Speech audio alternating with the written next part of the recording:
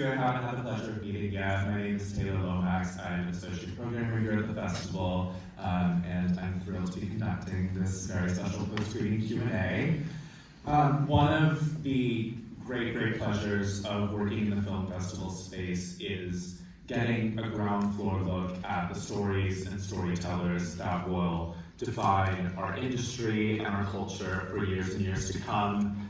The Rising Star Award is something that we created to commemorate just that. These are the things that we as a film festival, as programmers, as an organization feel are important to commemorate and memorialize and put in our organizational history.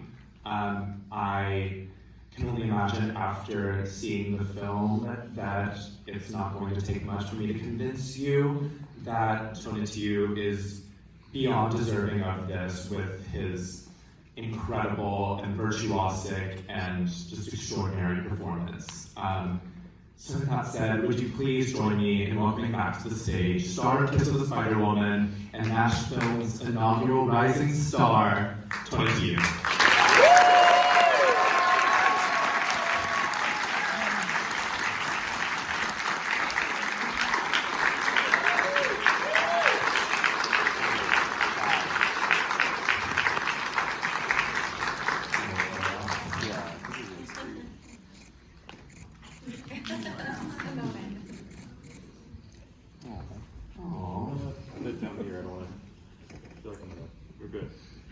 She's so cute up there.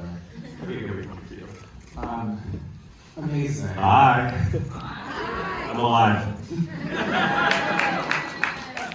So thank you so much again for coming out to join us. We're so thrilled that you could make it.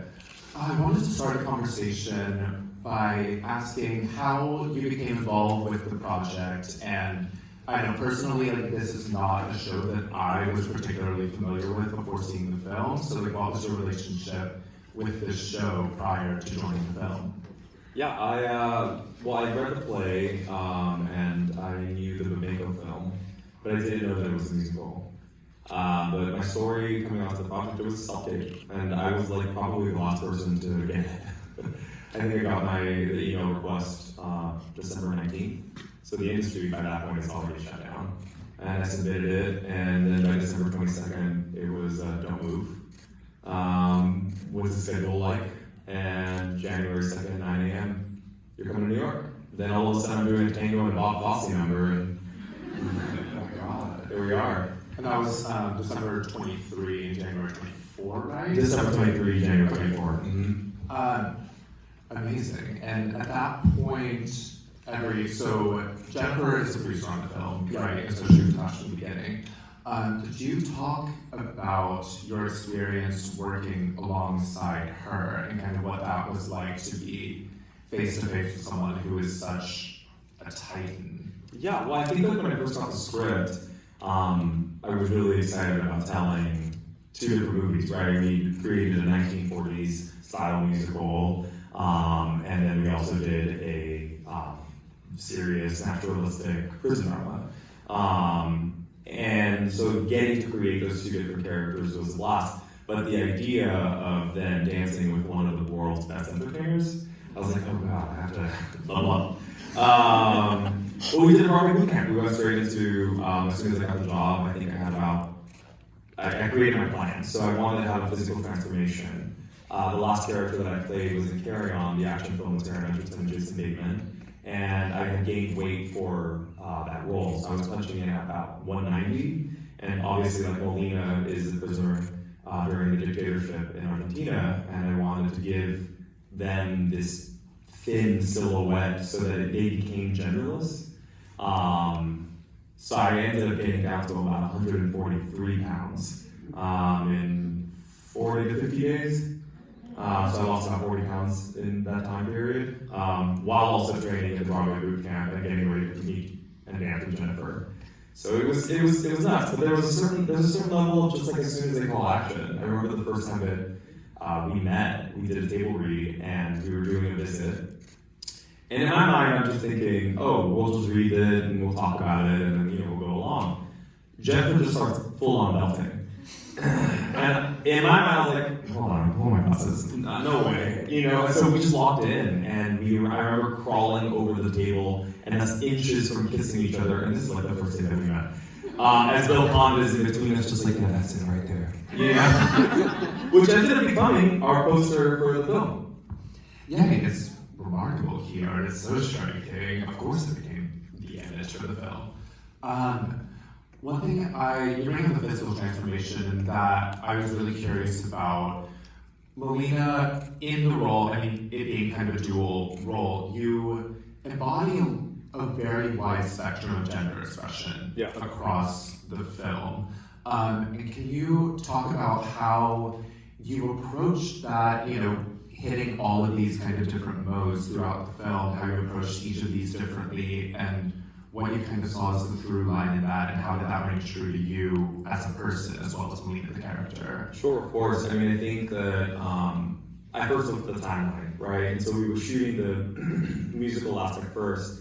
So creating Kendall Nesbitt, it was the homework really became who can I pay homage to, right? Like, where can I find Errol Flynn? Where can I find Gene Kelly? Where can I find Montgomery Clift? Like, if you've ever seen The Heiress with Olivia de Havilland, he is so weak and pathetic and, like, obviously gay, but hidden in that world. Sorry. Did I just out him? No. But yeah, so there was those moments that I wanted to get, and I wanted to make sure that the accent was there, and I wanted to understand, because they had a different mannerism in that time period. And weirdly enough, for all my cinephiles who are here, Bill, some of the construction that he did and the way that he shot it matched the time period. So the first number that you saw, we didn't have lavalier mics, we were only using booms. And it was proscenium style shooting. And then when it came to Melina, again, because of the ending, I knew that I was going to touch hyperfemininity, and I was touching hypermasculinity in a classic sense with Kendall, and I wanted Melina to just be somewhere in the middle, and let that be the lead as a political statement to say, like, that I want to bring dignity and honor to that very community. And as an artist, I felt like I got gifted the ability to be the spectrum. But in showing it and witnessing it, it feels like it's a way of saying to everybody who's out there who's being forced to fit into a box or being labeled as a terrorist, just simply to say, you are beautiful the way that you are, and you are our lead. Yeah.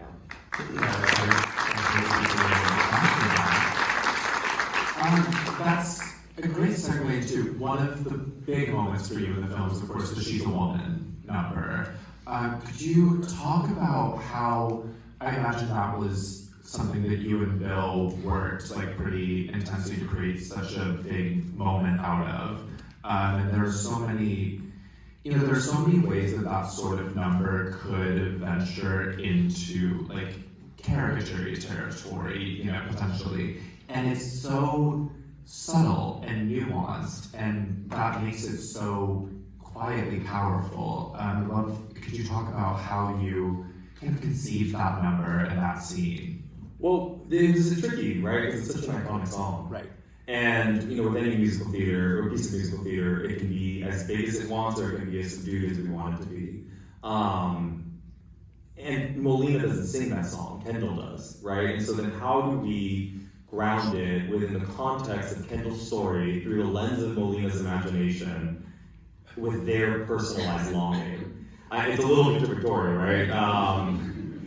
But it was one of those moments where I was just like, I think if we just live in the absolute truth of what these people are experiencing, everybody knows what it feels like to be just outside of reach of the thing that you want.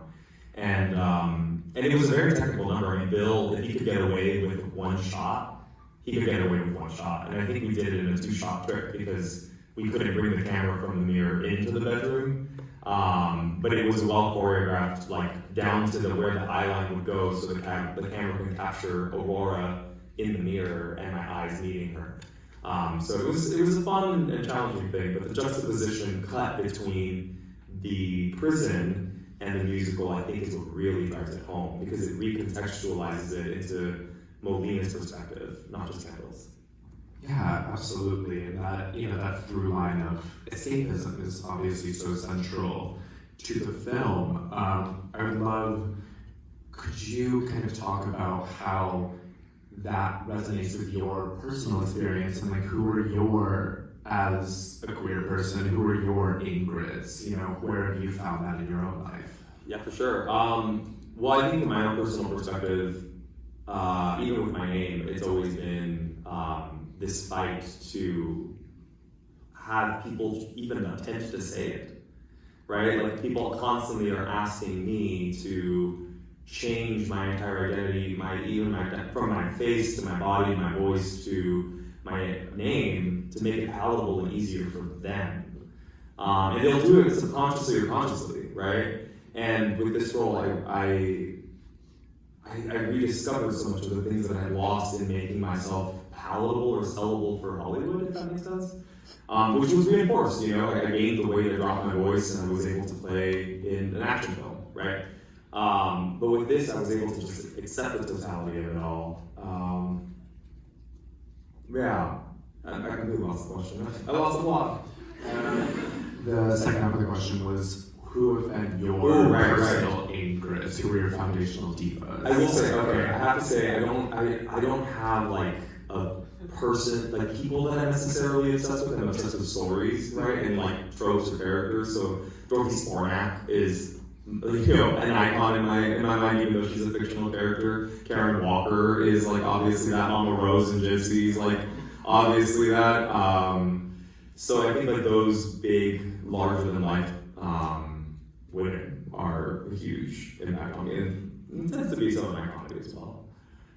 I feel like they're such a central tenet of the queer community. Yeah, exactly. I love seeing that exact dynamic reflected on screen. Shifting gears a little bit, as previously mentioned, you shot this in summer of 2024. Yeah. How have you found, in the time since shooting and now having this, like, doing the festival run and then coming out to the world at large in a couple of weeks, have you found that the film and the characters that you portrayed within it, how has that shifted for you and has that taken on new resonance since shooting?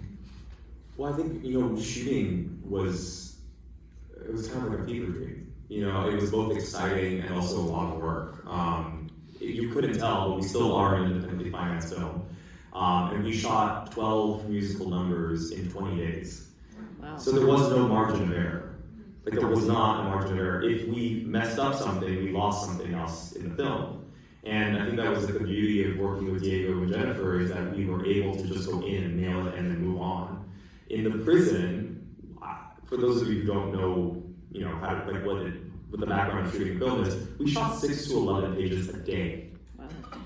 And if you don't know, normally in film you shoot about 1 to 1.5, max 2 pages a day. So we were shooting more than a telenovela. And it was a two-time where Molina never shuts the hell up, so like, it became marvelous. So it was a bit of a challenge, but I think it was fun and it was exhilarating and it was its own thing. And now, like stepping away from it almost a year and some after, the impact wasn't personal; it's community. I've had the privilege of this summer seeing people in Europe respond to this film differently than people at USC respond to it differently than people in this room, I'm sure. And in the Q&As is where I think I've understood more about the film. It's like a woman in Europe who was from Ukraine came up to me crying saying, "We're going through that right now." Someone at USC said, "I'm scared. My mom was scared of leaving the house because she might be abducted by ICE." And it's interesting to hear those things because in that vulnerability, people are able to come together in such a small communal space like the theater. The theater now becomes a place of worship. It becomes a place of vulnerability and community again. And I don't think you get that impact on a 6-inch screen. I don't think you can really get that on the big screen, and that's what our commitment is to like do it only in the movies.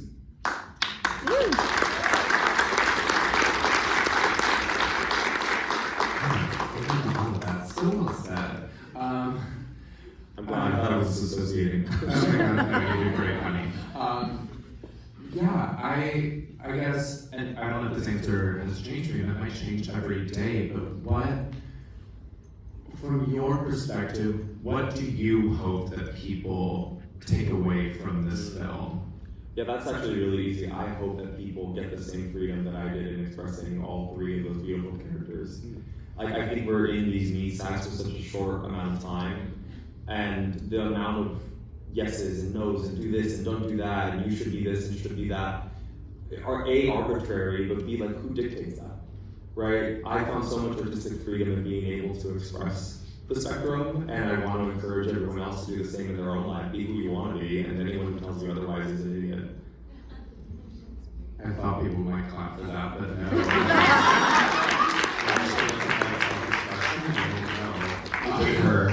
Wow.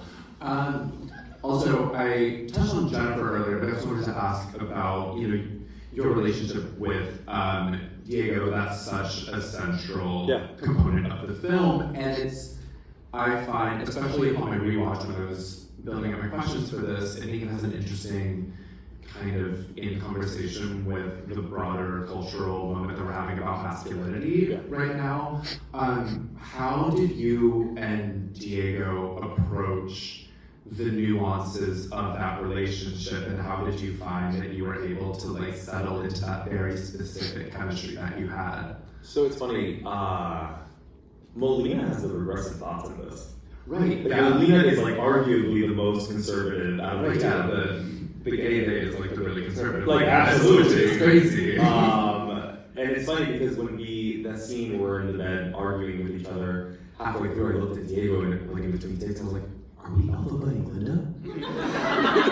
And we're alpha buddying Linda, girl, gay. Or gayer. Yeah, so I don't know, I don't think we've ever officially talked about it, but what's interesting is that we shot the film in sequence.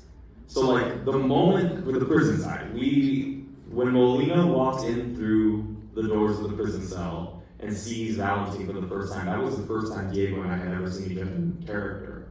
And each passing scene and each trauma is how we built the chemistry. It was just us going through the motions. Me getting my ass beat next to the door and then him shitting himself. So it worked out.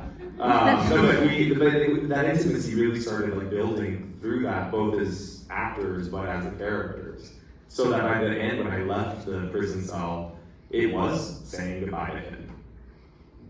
Yeah, and I think that actually makes a lot of sense, that that's a natural progression that we're seeing on screen. I guess the kind of last thing I wanted to ask about was just specifically, I don't think we've given a ton of space to the grandiosity of the musical numbers. This is this massive, old Hollywood, big movie musical fantasy, in a way that a lot of recent films have been.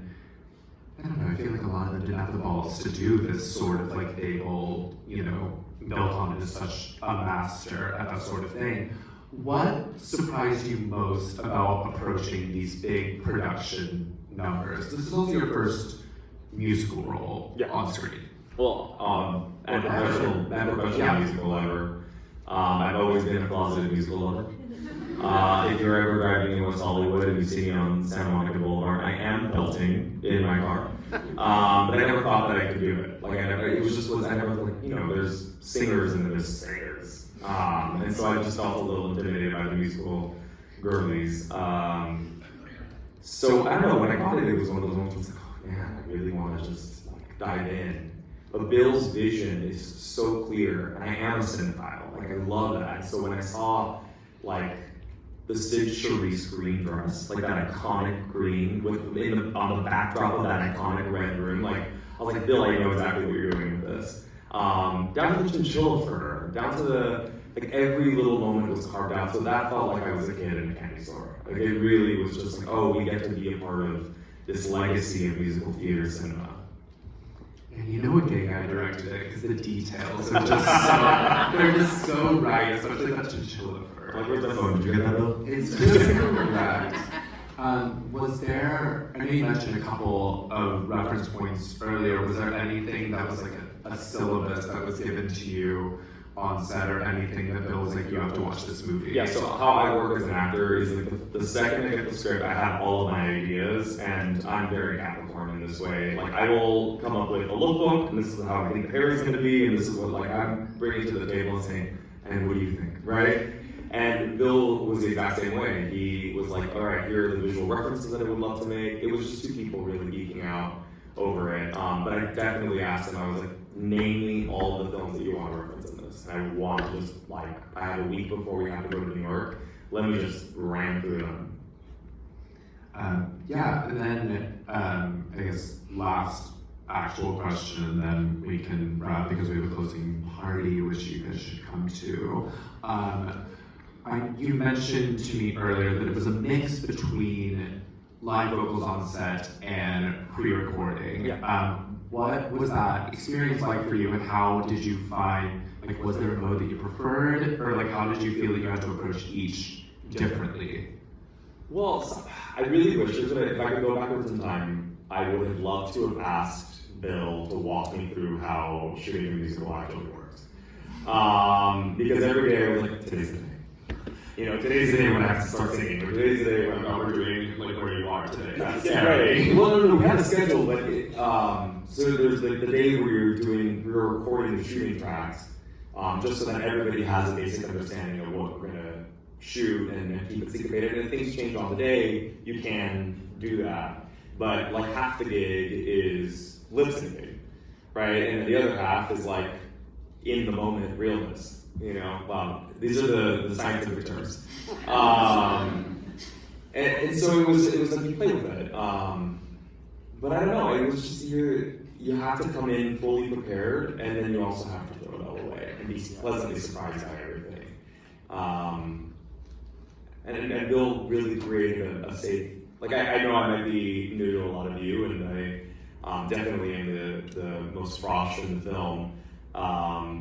But as creatives, I was never treated as such. It was very much like, let's jump in there and talk about what we're creating. Well, I could talk to you for hours, but we do need to, I'm being told we need to wrap. Quickly, could you please plug, oh my god, Anthony's mad at me for throwing him under the bus. Regina George. Oh wow. I lost just now. Uh-oh. Could you please tell the good people where they can keep up with you and what's next for you in the film? Yeah, absolutely. So you can follow me on all social media at I am Tonatiuh. And we are premiering on October 10th. I know, again, I'll say this time and time again, it is a beautiful film, and also we are an independently financed film, so as many eyes on it as possible would be great. If you loved it, sharing a reel or a TikTok about it really makes a difference in getting communities to go and see it. And our commitment for the film right now is such that I'm working with a nonprofit organization who is allowing us to do a buyback program. So in order to get this into the hands of LGBTQ centers across the country or nonprofit organizations to do community screenings, we're accepting tax deduction donations to get those screenings out to people. So if you find it in your heart, or if you know somebody who wants to do that, and you want to gift it to a community or a nonprofit of your choice, we can absolutely do that. Well, thank you so much for coming out. Yeah, Tell all your friends to see Christmas Bible on October 10th. And have a good night. Thank you.